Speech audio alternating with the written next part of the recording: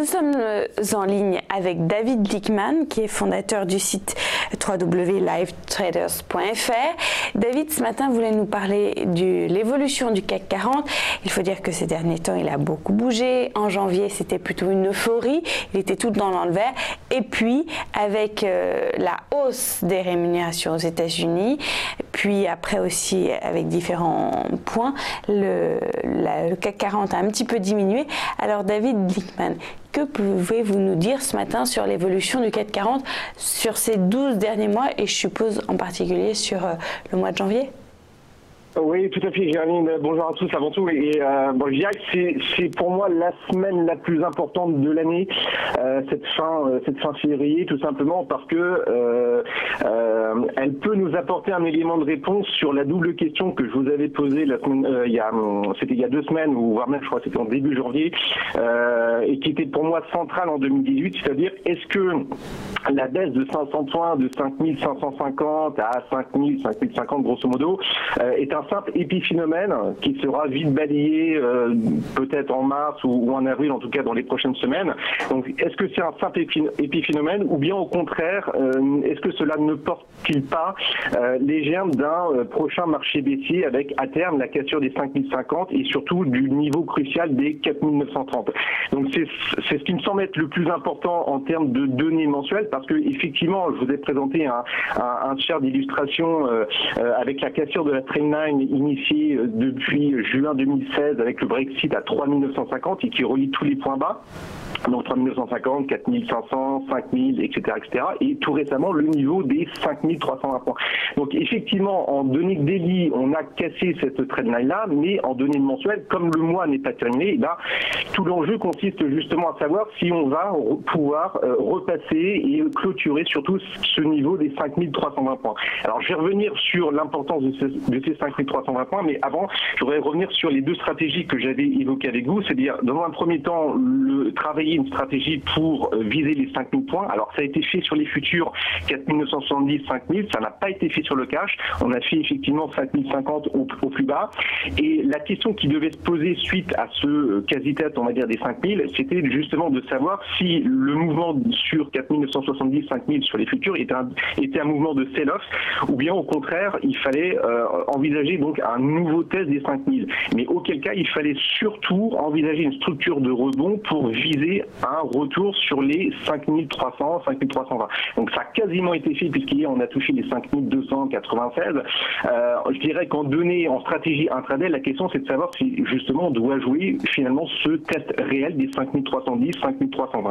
Pourquoi en fait on visait une structure de rebond et un retour? Tout simplement parce que il n'y avait pas des signes, il n'y avait pas des warnings qui s'étaient allumés et des warnings que je vous avais mentionnés notamment la dernière fois, c'est-à-dire les taux finalement certes ont augmenté mais n'ont pas dépassé des niveaux cruciaux. Je prendrais le taux 10 ans américain, toujours inférieur à 2%, pour moi c'est la limite des 2%. Le Bund allemand c'est pareil, nettement sous les 1%, donc entre 0,75 et 0,85. L'or pareil n'a pas bougé, je vous avais signalé les 1400, bon on en est loin, on n'a même quasiment pas bougé. L'euro dollar idem 1,22 à 25, donc là de la même manière pas de flux acheteur ou vendeur, pas de programme de vente sur les actions. Vous prenez notamment les blue chips importants tels que les bancaires, BNP, Crédit Agricole, on évolue toujours sur les mêmes, au-delà des mêmes supports. Je prendrais BNP au-delà des 61 depuis mai 2017, donc quasiment un an. Crédit Agricole, idem. D'ailleurs, on est en forte hausse aujourd'hui sur Crédit Agricole. On repasse le niveau des 13,70, 13,75 allègrement.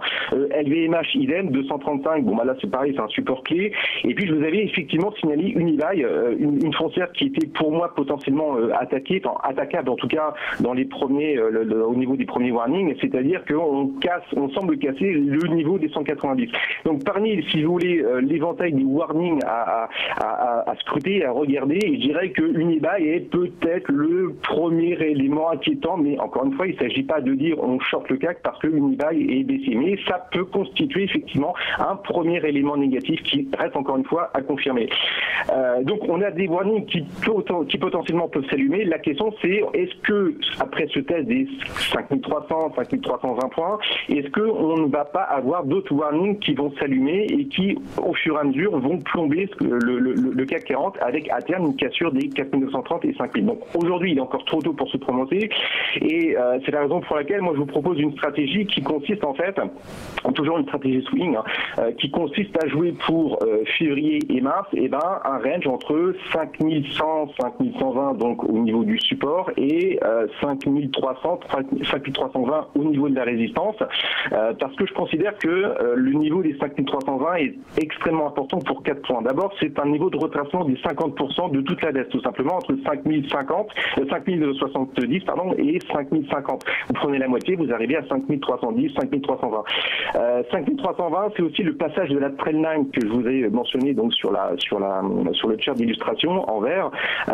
C'est également la base de la baisse initiée donc depuis le 5 février à 5533 qui était au plus haut. Donc là également on a un niveau également crucial. C'est le point de conjonction de deux moyennes mobiles à 20 jours et 200 jours. Donc là pour l'instant on est en dessous. Ne va-t-on pas justement rattraper ce niveau des 5320 points, donc de la moyenne à 200 jours. Et enfin dernier point, alors ça c'est une approche qui m'est personnelle que j'ai depuis 2015 avec l'annonce du QE, c'est que les marchés évoluent par grands paliers de 500 points. C'est-à-dire qu'on avait 3930, 3950 au plus bas avec le Brexit. On est remonté à 4450, donc premier niveau de 500 points. On est remonté ensuite au niveau jusqu'en, de mémoire, février 2017 à 4930. Donc là, de la même manière, 480, 500 points en plus. Et on a réalisé début janvier donc le plus haut atteint, donc 500 points plus haut, c'est-à-dire 5450, voire même au-delà 5550, 5580. Donc je conserve, si vous voulez, toujours cette approche par palier de 500 points, donc là en l'occurrence 5050 à 5550, 5580 grosso modo. Et la question pour une stratégie en tout cas à horizon 10 mois, 12 mois, c'est comme on le fait quasiment chaque année, c'est ne va-t-on pas aller dans un autre palier, c'est-à-dire ne va-t-on pas descendre sous 5050 avec potentiellement une baisse sur 4800 voire 5500, ou bien au contraire ne va-t-on pas dépasser ces fameux 5550, auquel cas on irait jusqu'à 5800, 5900 points. Donc il est beaucoup trop tôt aujourd'hui pour se prononcer bien évidemment, et il faut articuler toutes ces stratégies par rapport à ce fameux point des 5320 points. C'est-à-dire qu'au-delà des 5320, on peut effectivement commencer à initier des positions de long terme acheteuses, notamment sur des valeurs, des blue chips de qualité telles que LVMH par exemple, qui pour moi est la meilleure à mon avis aujourd'hui à avoir en portefeuille dans le cas d'une reprise haussière. Donc préférer des niveaux de 5320 voire même 5360 pour vraiment entériner le clou. Et si vous avez une position, une stratégie vendeuse, et bien justement attendre le niveau des 5310, 5320 pour initier des puts. Les puts là aujourd'hui, il y a eu une baisse de la volatilité, donc on peut considérer qu'à 5310, 5320, et ben ces puts là ne seraient pas chers pour justement rejouer un mouvement baissier. Donc il est beaucoup trop tôt aujourd'hui, si vous voulez, pour se prononcer sur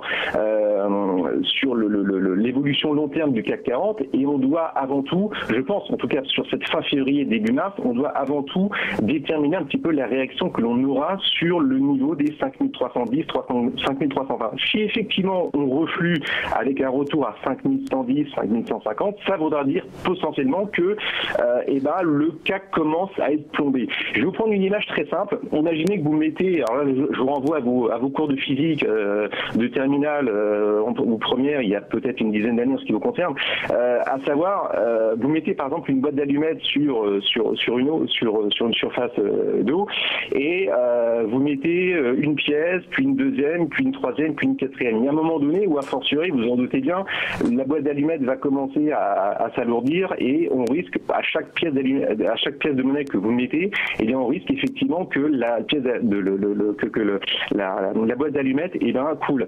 Et là sur le CAC c'est un petit peu pareil. Est-ce que par exemple avec Unibail ça peut plomber le CAC définitivement? Non, bien sûr que non, mais ça peut être un premier élément. Et l'idée justement pour février, mars, avril, c'est de voir justement à quel point on aura des prochains poids, des prochaines raisons, des prochains critères qui vont faire que justement le CAC va s'alourdir.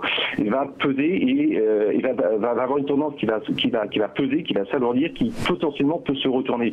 Et justement, c'est tout l'intérêt de regarder aujourd'hui les niveaux cruciaux des des 61 sur BNP, sur les taux, sur l'or, sur l'euro-dollar, etc., etc., etc. Donc on peut pas dire qu'on sera baissé, mais on doit aujourd'hui être attentif à des signaux qui pourraient apparaître dans les prochains jours, prochaines semaines. Voilà un petit peu au niveau analytique. Alors au niveau stratégie, moi j'ai une stratégie un petit peu aujourd'hui à 5270, 5250 en termes de stratégie swing. Bon, évidemment, on est au beau milieu du gué sur le CAC 40, donc on ne peut pas dire si on va toucher les 5150, 5110 ou a fortiori les 5320. Moi, je pense que dans ce type de stratégie-là, si aujourd'hui à 9h30 on veut initier une stratégie swing, je pense qu'il faut faire du long short, c'est-à-dire opérer un arbitrage sur le luxe entre un achat sur LVMH, comme je vous précisais il y a quelques minutes, donc un achat de call sur LVMH, du call mars ou du call avril, et dans le même temps vous shortez du Kering, parce que je pense que Kering justement a potentiel, son potentiel est limité, et au contraire je pense qu'il y a un arbitrage qui peut s'effectuer entre ces deux valeurs-là. Donc effectuer un achat de call pour LVMH et du put pour Kering à raison par exemple pour 1000 euros de call, vous prenez 500 euros de put Kering. Voilà un petit peu l'idée que j'ai aujourd'hui. J'ai vraiment absolument aucune conviction en termes de swing, si vous voulez. Quelle est la bande qui peut être visée, testée dans un premier temps. On est beaucoup plus opportuniste aujourd'hui, actuellement, lundi, mardi, mercredi, en milieu de semaine pour viser aussi bien les 5320 ou 5110, 150. Donc préférer des stratégies directionnelles intraday plutôt que du swing, parce qu'on n'a pas atteint les niveaux clés de 5320 ou 5150. Voilà, on va voir tout ça. Bon, on va suivre l'évolution donc d'ici la fin du mois de février, voire début mars, pour savoir quelle position adapter et suivre vos conseils. Merci David Gliman. Je rappelle que vous êtes fondateur du site www.livetraders.fr.